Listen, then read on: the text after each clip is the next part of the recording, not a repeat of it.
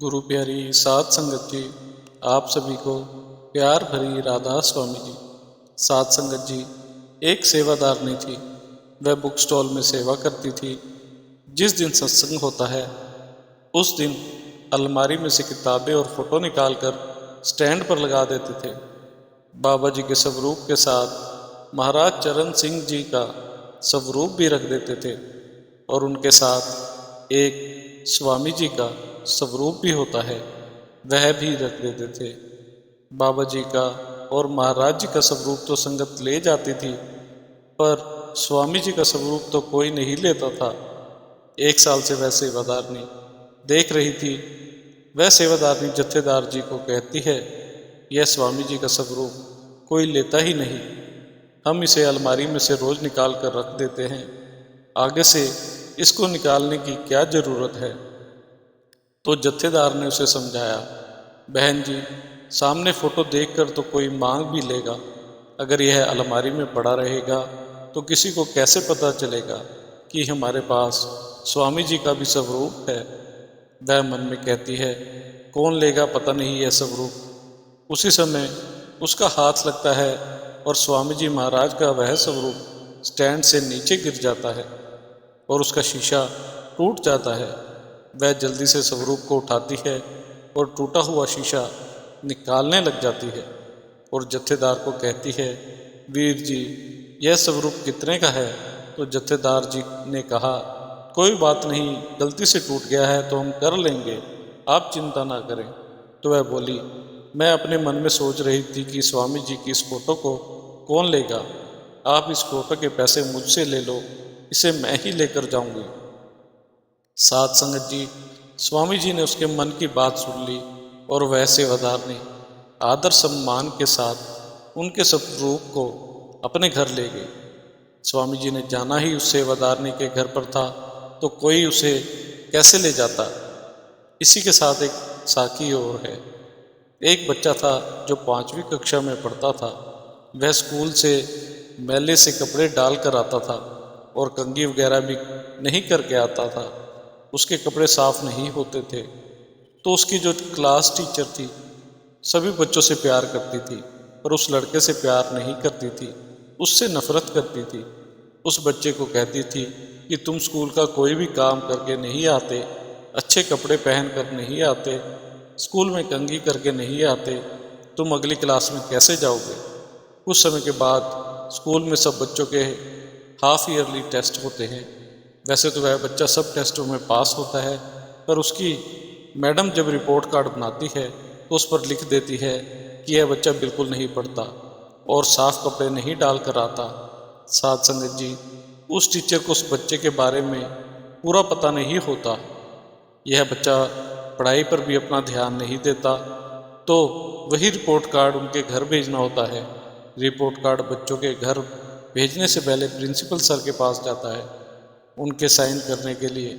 Principal साहब जब उस बच्चे के रिपोर्ट कार्ड में यह सब पढ़ते हैं तो वह बहुत हैरान हो जाते हैं और उस मैडम को ऑफिस में बुलाते हैं और कहते हैं, मैडम, आपने इस बच्चे के बारे में क्या लिखा है। तो मैडम कहती है, सर जी, यह तो ऐसा ही है, यह तो कुछ करता ही नहीं, इसको तो कुछ आता ही नहीं, मैले कुचैले कपड़े पहन कर आ जाता है, यह कभी भी नहाता नहीं, जैसे ही यह सोकर उठता है और ऐसे ही स्कूल चला आता है, मुझे यह बच्चा बिल्कुल भी अच्छा नहीं लगता। तब प्रिंसिपल सर ने चपड़ासी को कहा कि बच्चे की पिछले साल की जो रिपोर्ट है वह लेकर आओ और इस मैडम की टेबल पर रख दो। जब सुबह मैडम स्कूल में आई तो उसने देखा उसकी टेबल पर उस बच्चे की पिछली रिपोर्ट कार्ड पड़ी है। जब मैडम तीसरी कक्षा की रिपोर्ट कार्ड देखती है तो उस बच्चे की रिपोर्ट तो बहुत अच्छी होती है। तीसरी क्लास में है बच्चा फर्स्ट आया होता है, और जब मैडम 4th क्लास की रिपोर्ट देखती है उसमें लिखा होता है, इसका मन अब पढ़ाई में नहीं लगता क्योंकि इसकी माँ बहुत बीमार है, इसकी माँ को कैंसर हो गया है, वह अस्पताल में रहती है, जिसके कारण यह बच्चा भी बहुत उदास रहता है। फिर लास्ट में लिखा होता है कि इसकी मम्मी की कैंसर के कारण डेथ हो गई है, इसलिए यह बच्चा जो है काफ़ी परेशान रहता है। अपनी माँ के बिना यह निराश हो गया है। इसकी संभाल करने वाला अब कोई नहीं है। इसके पिताजी तो सुबह काम पर चले जाते हैं और रात को घर आते हैं। मैडम जब यह पढ़ती है तो उसकी आंखों से आंसू नहीं रुकते, वह रोने लग जाती है।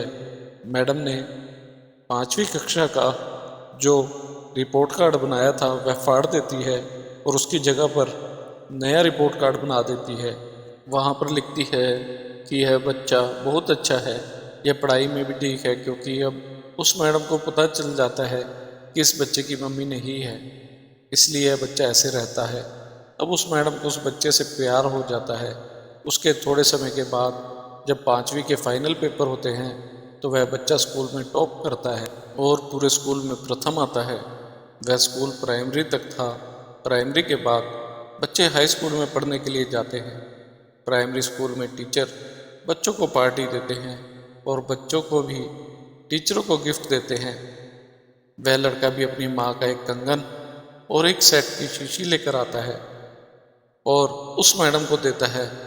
उसकी पैकिंग तो ज़्यादा अच्छी नहीं होती, ऐसे ही अखबार में लिपेट कर आता है। मैडम खोलकर उसको देखती है। मैडम कंगन अपने हाथ में डाल लेती है और थोड़ा सा सेंट अपने कपड़ों पर छिड़क लेती है। तो वह बच्चा मैडम को कहता है, मैडम मुझे आप में से अपनी माँ की खुशबू आ रही है। मैडम उस बच्चे को गले से लगा लेती है। उसके बाद वह बच्चा हाई स्कूल में पढ़ने के लिए चला जाता है। ऐसे पढ़ते पढ़ते वह 12th पास कर लेता है। उसके बाद वह डॉक्टर की पढ़ाई के लिए बाहर चला जाता है। जब वह डॉक्टर बनकर आता है तो काफ़ी समय के बाद मैडम को एक इनविटेशन कार्ड मिलता है कि इस दिन इस नाम के डॉक्टर की शादी है। तो वह मैडम बहुत खुश होती है कि वह बच्चा अब डॉक्टर बन गया है। जो मैडम है वह उसकी शादी पर जाती है। वहाँ पर काफ़ी लोग आए हुए थे। सभी आराम से बैठकर खा पी रहे थे। वह लड़का मैडम का ही इंतज़ार कर रहा होता है। जब मैडम वहाँ पर जाती है तो वह मैडम के पैर छूता है, उनको स्टेज पर लेकर जाता है और सबको कहता है कि यह मेरी माँ है, मुझे इनमें से अपनी माँ की खुशबू आती है। इन्होंने ही मुझे दोबारा पढ़ने की हिम्मत दी थी, क्योंकि अपनी माँ की मौत के बाद तो मैं बिल्कुल ही टूट गया था। मेरा किसी भी काम में मन नहीं लगता था। मैं आज जो कुछ भी हूँ अपनी इस माँ के कारण हूँ। उस बच्चे ने अपनी गुरु में ही अपनी माँ को देखा। साथ संगत जी, जब आपने देखा कि एक गुरु ने शिष्य को क्या से क्या बना दिया, हमें भी अपने गुरु का आदर मान करना चाहिए, उनका कहना मानना चाहिए, उनके कहे के अनुसार भजन सिमरन को पूरा समय देना चाहिए। इसी के साथ इजाज़त चाहते हैं। मिलते हैं अगली साखी में। राधा स्वामी जी।